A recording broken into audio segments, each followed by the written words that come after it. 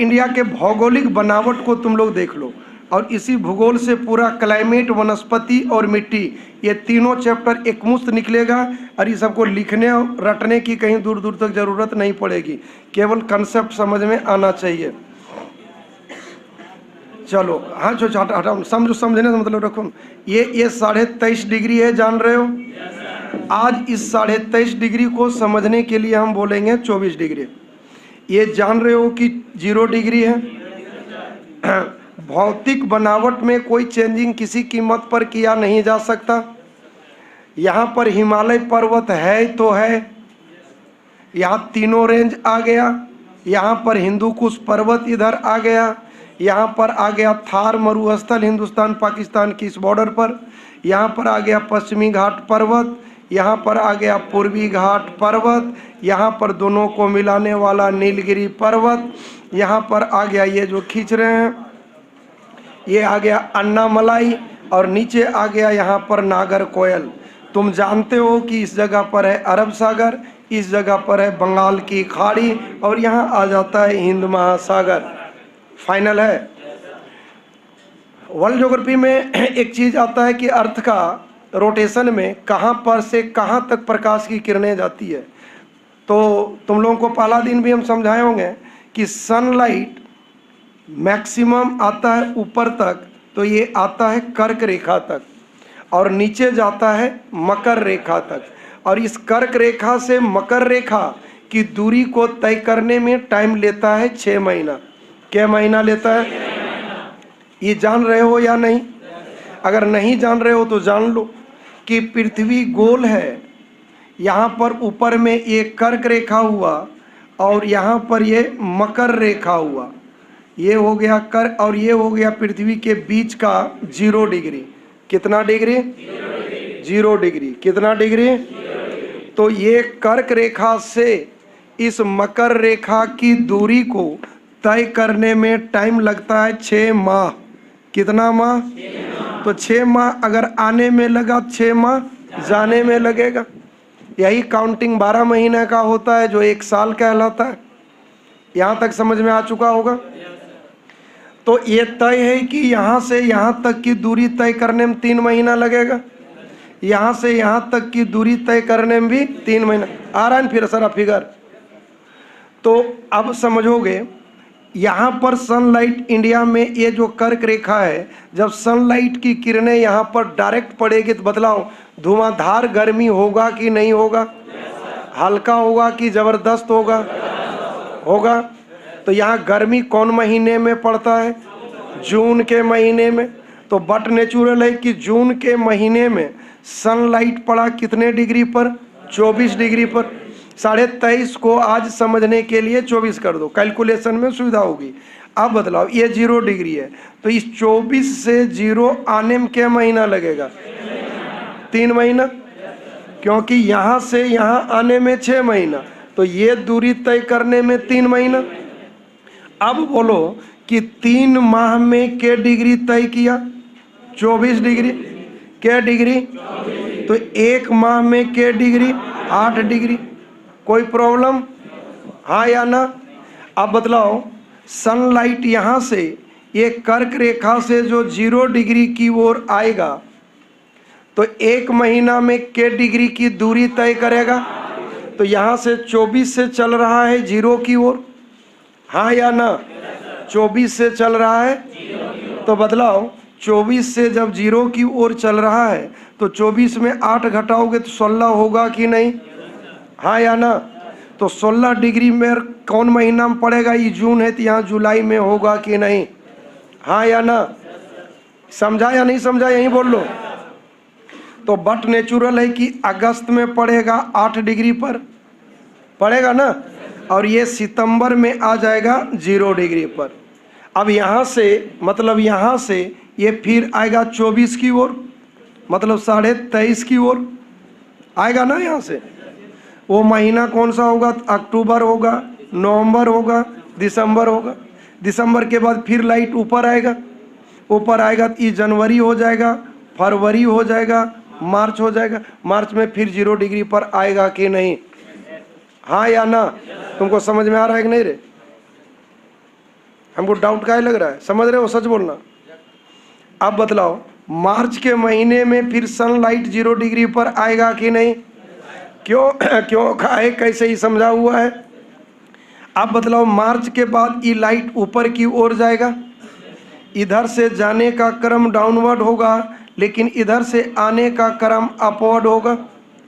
और तुम जानते हो कि 1 महीने में 8 डिग्री की दूरी है, तो मार्च के बाद अप्रैल में 8 डिग्री पर पड़ेगा कि नहीं? क्योंकि 0 से जा रहा है 24 की ओर।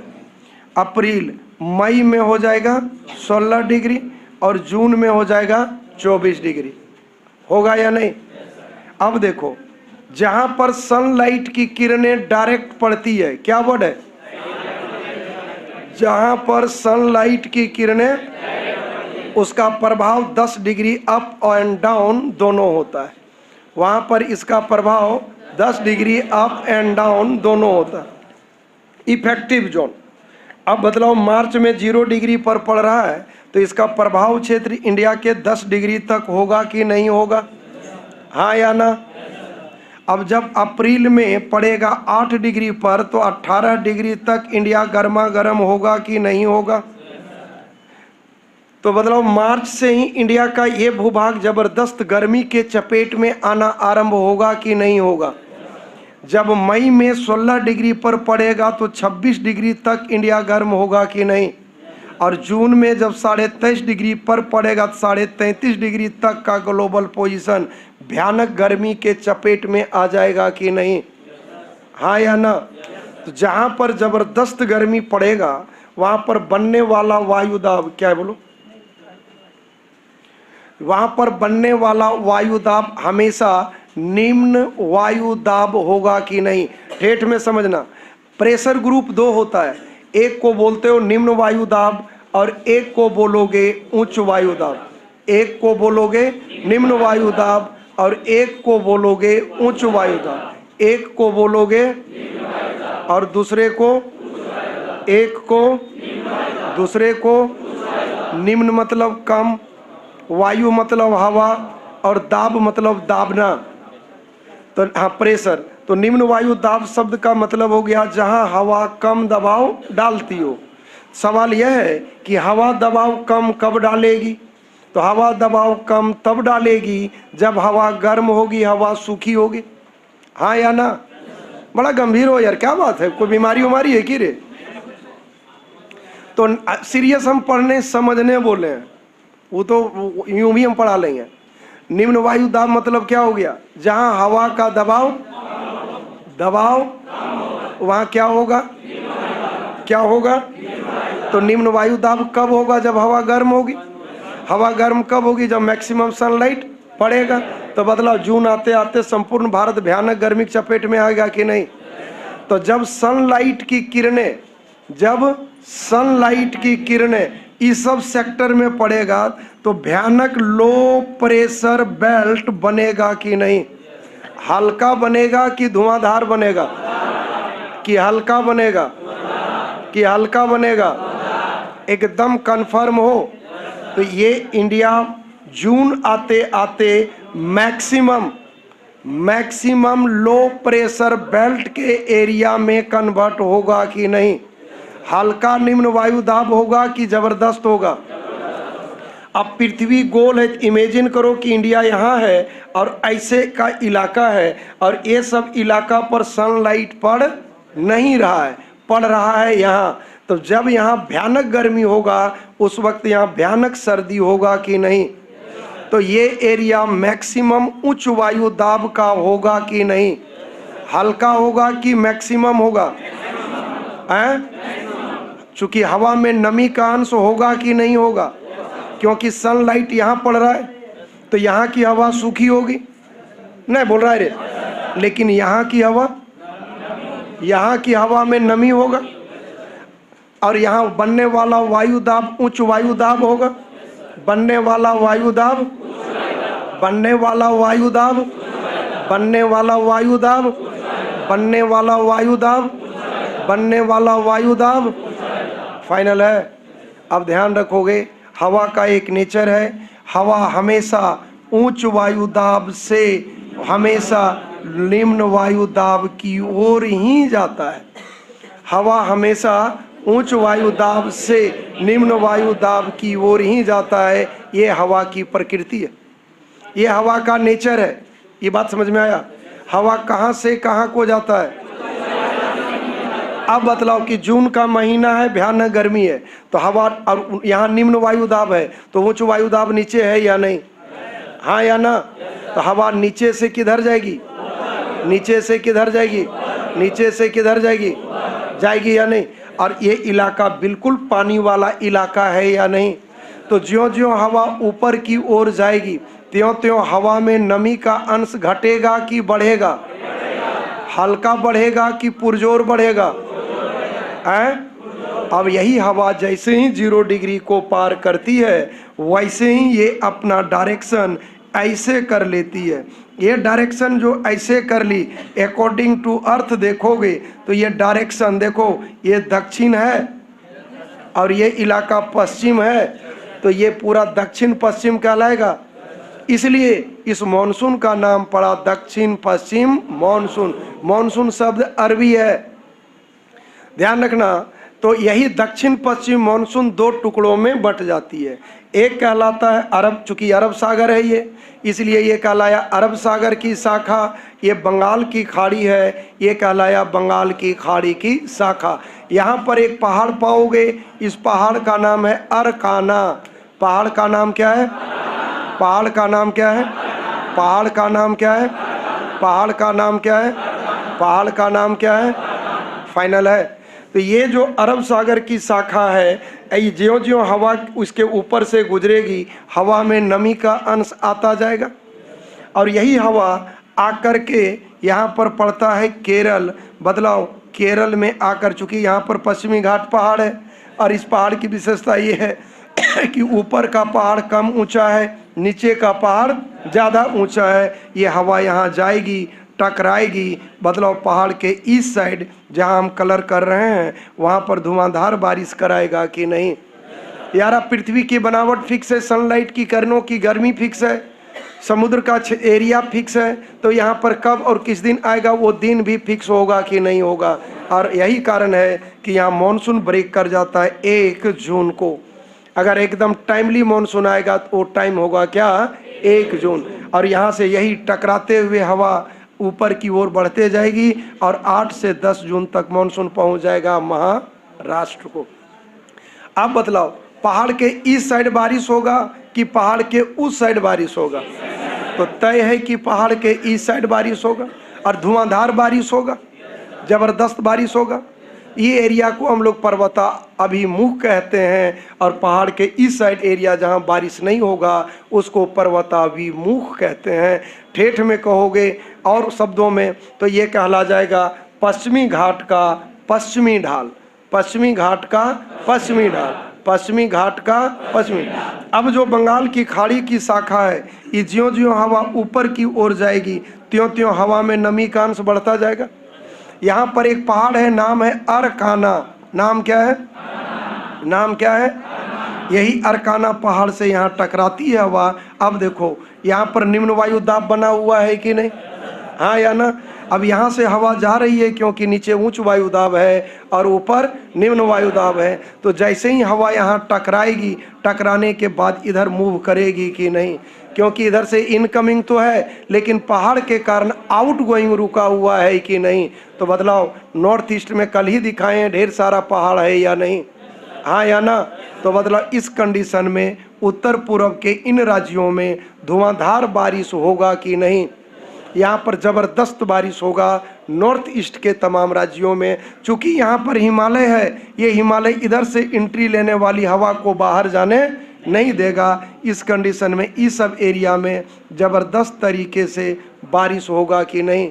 यहाँ पर पड़ता है बिहार, नीचे पड़ता है झारखंड, और ये अरब सागर की शाखा की जो हवा गई सो, और इधर से बंगाल की खाड़ी की जो शाखा से हवा आई सो, दोनों की मुलाकात यहाँ होती है। तो यहाँ के हवा में जो थोड़ा नमी का अंश है, इसमें जो थोड़ा नमी का अंश है, उसी आर्द्रता युक्त बादल से बारिश हो जाता है बिहार और झारखंड में। यहाँ पर 10 से 12 जून तक मानसून एंट्री ले लेगा बिहार को। 15 जून तक मानसून एंट्री ले लेता है झारखंड को, फिर आगे बढ़ता चला जाता है। 20 से 25 जून को मानसून चला आता है उत्तर प्रदेश, और 30 जून तक मानसून एंट्री ले लेता है पंजाब। अगर मानसून से अगर कहीं बारिश नहीं होती है, और या यूँ कहो कि सबसे कम या नहीं के बराबर होता है, तो लेह और लद्दाख का एरिया आता है। कौन सा एरिया आता है? लेह और लद्दाख का एरिया आता है। उम्मीद है कि समझ में आ गया होगा। इस मानसून को कहते हैं चढ़ता मानसून। अब जून का महीना है, जून के बाद बतलाओ प्रकाश की किरणें ऊपर आएगी कि नीचे आएगी? ये ज्यों-ज्यों ये नीचे की ओर आएगी। जुलाई में फिर आ जाएगा 16 डिग्री पर, अगस्त में आ जाएगा 8 डिग्री पर, सितंबर में आ जाएगा 0 डिग्री पर। होगा या नहीं होगा? हाँ या ना? जुलाई में हो गया क्या डिग्री पर? 16, अगस्त में हो गया 8, सितंबर में हो गया 0। ओके हो? हाँ या ना? तो ज्यों ज्यों प्रकाश की किरणें नीचे आएगी, बदलाव यहाँ पर अभी भयानक गर्मी था, सनलाइट ज्यों ज्यों नीचे की ओर आएगी, बदलाव इस एरिया में गर्मी घटता जाएगा और सर्दी बढ़ता जाएगा कि नहीं? हाँ या ना? और यही सितंबर के बाद अक्टूबर में और नीचे, नवंबर में और नीचे, दिसंबर में 24 डिग्री पर आ गया, यहाँ पर आ गया मकर रेखा पर। सनलाइट जब नीचे 24 डिग्री पर आ गया तो बदलाव यहाँ भयानक गर्मी होगा कि नहीं? हाँ या ना? और जब यहाँ गर्मी होगा सेम तब यहाँ सर्दी हो जाएगा कि नहीं? हाँ या ना? तो नीचे हो गया निम्न वायुदाब और ऊपर हो गया उच्च वायुदाब। जो हवा अभी नीचे से ऊपर जा रही थी, वो हवा अब ऊपर से नीचे की ओर। अब बतलाओ यहाँ से जो जितना ऊपर होगा वहाँ उतना अधिक सर्दी पड़ेगा, और यहाँ पर थार मरुस्थल है। हाँ या ना? कम भी सनलाइट पड़ेगा तो गर्मी बढ़ेगा। तो देखो नीचे के लिए ये भी हाई प्रेशर हो गया, नीचे के लिए ये भी हाई प्रेशर हो गया, लेकिन जितना हाई ये होगा उतना हाई ये हो पाएगा क्या? फिर से समझना, नीचे के लिए ये भी हाई है, नीचे के लिए ये भी हाई है, लेकिन इस हाई की तुलना में ये हाई बहुत ज़्यादा है या नहीं? तो इस हाई के लिए ये लो हो जाएगा कि नहीं, जबकि नीचे के लिए ये दोनों हाई रहेगा कि नहीं? मेरी बात समझ में आ रही है? हाँ या ना? नीचे के लिए ये भी हाई है, नीचे के लिए ये भी हाई है, लेकिन इस हाई के लिए ये लो हो जाएगा कि नहीं? हाँ या ना? और उस कंडीशन में हवा अपने रुख को मोड़ती है और ऐसे एंट्री लेना शुरू करती है, और यही एंट्री कहलाता है वेस्टर्न डिस्टरबेंस, जिसको बोलते हैं पश्चिमी विक्षोभ। फरियाया यूं भी नहीं देखते हो हिंदुस्तान में जब पछुआ पवन चलने लगता है तो लोग कहता है कि अब पानी नहीं पड़ेगा, और यही अक्टूबर नवंबर के महीने में हिमालय से टकराएगा। जम्मू कश्मीर हिमाचल इस सब में ज़बरदस्त बर्फबारी होना शुरू हो जाएगा। अब वहाँ पर हवा में जो नमी का अंश है वो टपक जाएगा, और वही सर्द हवा आगे की ओर मूव करना शुरू करेगा, क्योंकि यहाँ हिमालय पहाड़ होने के कारण हवा को उस साइड जाने नहीं देता। बात समझ में आया? हाँ या नहीं आया? अब यही हवा चलते चलते पुनः इस अरकाना पहाड़ से टकराएगी कि नहीं? नहीं बोल रहा है यार? किससे टकराएगी? अब इधर से इनकमिंग तो है, लेकिन पहाड़ के कारण आउट गोइंग रुका हुआ है कि नहीं? और यहाँ से टकरा करके हवा पुनः बैक ऐसे आएगी कि नहीं? और यहाँ पर कौन पहाड़ है? पूर्वी घाट। कौन पहाड़ है? तो बदलाव यही कारण है कि यहाँ पर पहला राज्य उड़ीसा, यहाँ पढ़ते हो क्या? आंध्र प्रदेश। तो बदलाव इस कंडीशन में उड़ीसा में ज़बरदस्त बार ये अंधड़ तूफान चलेगा कि नहीं? क्योंकि हवा में नमी कम है इसलिए तूफान ज़्यादा होगा, बारिश बहुत कम होगा। लेकिन ज्यों ज्यों ये हवा बंगाल की खाड़ी से गुजरेगा, देखो हवा में आर्द्रता आते जाएगी। नहीं बोल रहा है रे? बुझा रहा है कि नहीं? बुरा सो बोल। तो बदलाव ये आंध्र प्रदेश में गरज के साथ छींटे पड़ेंगे कि नहीं? और ज्यों ज्यों और नीचे आएगा और नमी लेगा तो बदलाव तमिलनाडु में लौटते समय यहाँ बारिश करा देगा कि नहीं? ये डायरेक्शन उत्तर है, ये डायरेक्शन उत्तर है, ये डायरेक्शन पूरब है, हवा का डायरेक्शन ये है, तो इसको हम लोग उत्तर पूरब मॉनसून कहेंगे कि नहीं? और इसी को कहा जाता है रिटर्निंग मॉनसून। क्या बोलते हैं? जिसको बोलेंगे लौटता मॉनसून। तो बतलाओ लौटते मॉनसून से तमिलनाडु में बारिश होगी कि नहीं? और इस प्रकार जून से लेकर के दिसंबर तक हवा का रुख कैसे और किस अनुरूप होगा, यह उम्मीद करें कि पूरी बात समझ में आ गया। अब किसी कुछ पूछना हो तो पूछ लो। ध्यान रखना, भारत में अगर ये पहाड़ ना होता तो इतनी बारिश होती क्या? तो भारत में जो बारिश की प्रकृति है वो प्रकृति आ जाता है पर्वतकृत वर्षा। कौन वर्षा? कौन वर्षा? कौन वर्षा? तो भारत में होने वाला वर्षा कैसा है? पर्वतकृत वर्षा है। कैसा है? फाइनल है। जहाँ जहाँ पहाड़ है वहाँ वहाँ बारिश हुई। लेकिन यहाँ पर तुम पाओगे राजस्थान में अरावली पहाड़ यहाँ होने के बावजूद भी यहाँ बारिश नहीं हो पाता। कारण क्या है? देखो, यहाँ पर अरावली पहाड़ है, ये ऐसे है, बात को समझना। यहाँ पर अरावली पहाड़ है जिसका डायरेक्शन ऐसे जो मैं रंगा। अब देखो, मॉनसून की शाखा भी गुजरती है ऐसे, ई भी है ऐसे, ई भी है ऐसे, तीर आ जाएगा वैसे। फरियाया, अगर ये पहाड़ ऐसे ना होके ये होता ऐसे और हवा जाती ऐसे तो यहाँ भी होता वैसे। चूंकि दोनों है ऐसे इसलिए ये रह जाता है वैसे। उम्मीद है फरिया गया होगा। हाँ, अब इसके लिए ज्योग्राफिकल टर्म दोगे कि दोनों एक दूसरे के समानांतर होने के कारण यहाँ बारिश नहीं हो पाती है। दोनों एक दूसरे के समानांतर होने के कारण यहाँ बारिश नहीं हो पाता। उम्मीद है कि पूरी बात समझ में आ गया होगा। अब यहाँ से एक चैप्टर निकाल दे रहे हैं, वनस्पति। दिमाग काम कर रहा है ना? हल्का कि पूरा? तब ठीक। अब समझना, इधर इधर इधर ध्यान दो रे, दिमाग से निकल जाएगा। 3-4 चैप्टर हम पढ़ा रहे हैं। एक एक शब्द का कीमत होता है, हर शब्द के पीछे एक कंसेप्ट होता है, इसलिए अभी मुड़ी तुड़ी नहीं गो। तो अब समझना, अब इस पूरे क्लाइमेट पर 2 चीज टॉपिक बैठा दो, अपने निकल जाएगा। ये पश्चिमी घाट का पश्चिमी ढाल में धुआंधार बारिश होगा कि नहीं? तो यहाँ पर 200 सेंटीमीटर से अधिक वर्षा होगी। और इस तरह के जंगल को कहा जाता है उष्णकटिबंधीय वर्षावन। कौन वन? तो उष्णकटिबंधीय वर्षावन किसको कहे? जहाँ पर वार्षिक वर्षा 200 सेंटीमीटर से अधिक हो। बतलाओ, जंगल बहुत घना होगा कि नहीं? यहाँ का पेड़ काटना मुश्किल होगा, वर्ड लिखेगा आर्थिक रूप से विद्वान मुश्किल होगा। मेरी बात समझ में आ रही है? अब यहाँ पर देखो कैसे फंसोगे, सब मतला रहे। पहाड़ के इस साइड ना उप जंगल होगा, लेकिन इस साइड तो पतझड़ होगा। तो एक ही स्टेट में दोनों जंगल होगा। अब तू किताब पढ़ोगे, दोनों बात एक एक स्टेट में लिखेगा, समझे में नहीं आएगा कि क्या आंसर होगा। एकदम ब्रह्मास्त्र चला रहे हैं, केवल दिमाग में रख लेना। 3 स्टेट जब भी लिखेगा एक तरफ का लिखेगा, और एक स्टेट जब भी देगा अलग साइड का देगा, तो अलग देगा, वही आंसर होगा। हाँ, समझ जाएगा, खाली सोच तो लो ही वर्ड पे। यही चीज तो बंदरगाह वाला हम पूछता है कि किस बंदरगाह में क्या उतारेगा। साला सब सामान सब जगह उतरता है, उसमें ऑप्शन हिट चलता है। बात समझना, महाराष्ट्र में भी उष्णकटिबंधीय वर्षावन होगा, कर्नाटक में भी होगा, गोवा में भी होगा, केरल में भी होगा, और नॉर्थ ईस्ट में भी होगा। तो जब भी वर्षावन देगा इतना डिस्ट्रिक्ट का नाम, स्टेट का नाम नहीं है देगा। तो पतझड़ जंगल कहाँ होगा? ये एरिया में होगा कि नहीं? अरे बिहार झारखंड ये सब वाला एरिया होगा कि नहीं? तो जब भी देगा या तो 3 ऑप्शन उधर का देगा, या 2 उधर से लिया, 1 इधर से लिया, लेकिन एक का पोजिशनिंग इधर का रहेगा कि नहीं? क्योंकि इस सब स्टेट में किसी भी कीमत पर वर्षावन हो सकता है क्या? पर आया तो ऑप्शन डिसाइड करेगा। और इस टाइप के आंसर में रिजल्ट डिसाइड करता है कि तेरा नौकरी होगा कि पीटी पास करके गदगद रहेगा। मेरी बात समझ में आ रही है? हाँ, उसमें लगता है कि अच्छे दिन आएंगे, आते नहीं है। हाँ, जब तक तुम अपनी कमजोरी का दुखती रग पर उंगली नहीं रखोगे, पास तो नहीं करोगे। मतलब तुमको जानना होगा कि हम कहाँ कमजोर पड़ रहे हैं, किसको हमको मजबूत करने की जरूरत है। और रट के खैर नहीं होगा।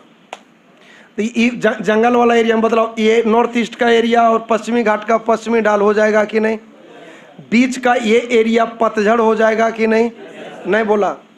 पतझड़ में क्या विशेषता होगी कि 75 सेंटीमीटर से अधिक बारिश होगी, लेकिन 200 सेंटीमीटर से कम होगा।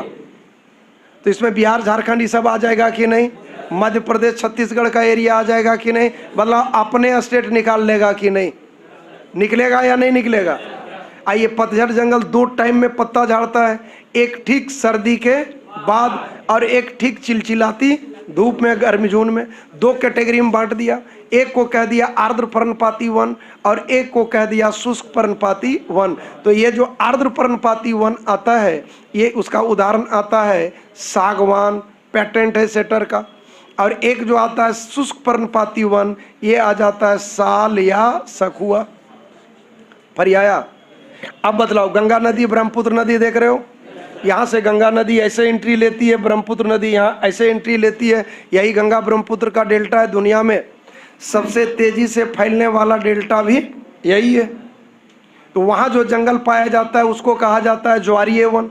कौन वन? और ज्वारीय वन की विशेषता क्या होती है? तो ज्वारीय वन की विशेषता ये होती है कि ये यहाँ का जंगल खारे पानी में भी और मीठे पानी में भी पनपने में सक्षम होता है। ध्यान रखना, यहाँ सुंदरी नामक वृक्ष की अधिकता है, इसलिए इस जंगल का नाम पड़ा सुंदर वन का डेल्टा। पर्याया, क्या नाम पड़ा? सुंदर वन का डेल्टा।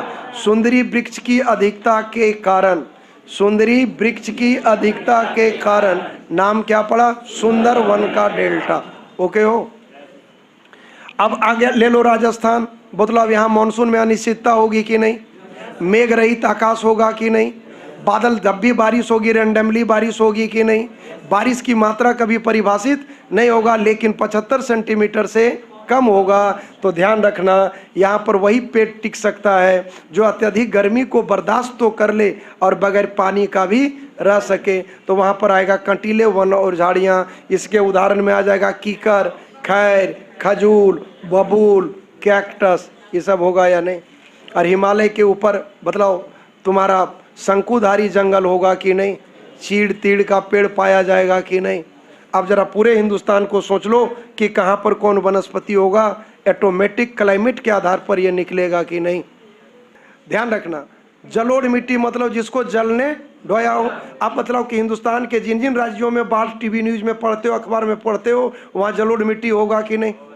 यहाँ पर 2 टेक्निकल बाउंसर क्वेश्चन पूछता है कि जलोढ़ मिट्टी में क्या पाया जाता है और जलोढ़ मिट्टी में क्या नहीं पाया जाता है। तो अपवाद दिमाग में रखना, यहाँ 2 चीज इस मिट्टी में नहीं होता है, नाइट्रोजन और जैविक पदार्थ।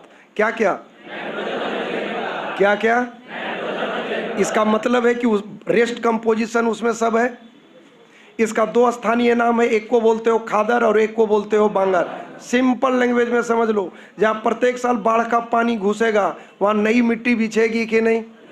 आए तो वहाँ का सरफेस उपजाऊ होगा कि नहीं? जहाँ कभी कभी नई मिट्टी पहुँचेगी वहाँ कभी कभी मिट्टी पहुँचेगा, तो कभी कभी मिट्टी का जाल बिछेगा। हाँ या ना? ध्यान रखना, खादर और बांगर में ठेठ में दिमाग में रखना, खादर ज़्यादा उपजाऊ है, अर्थात खादर खाद की तरह काम करता है और बांगर केवल बांगता है। पर्याया, बांगर कम उपजाऊ होगा, खादर ज़्यादा उपजाऊ होगा। ओके हो? अब बतलाओ कि किस स्टेट, एक ही स्टेट में टाइप का मिट्टी होगा कि नहीं?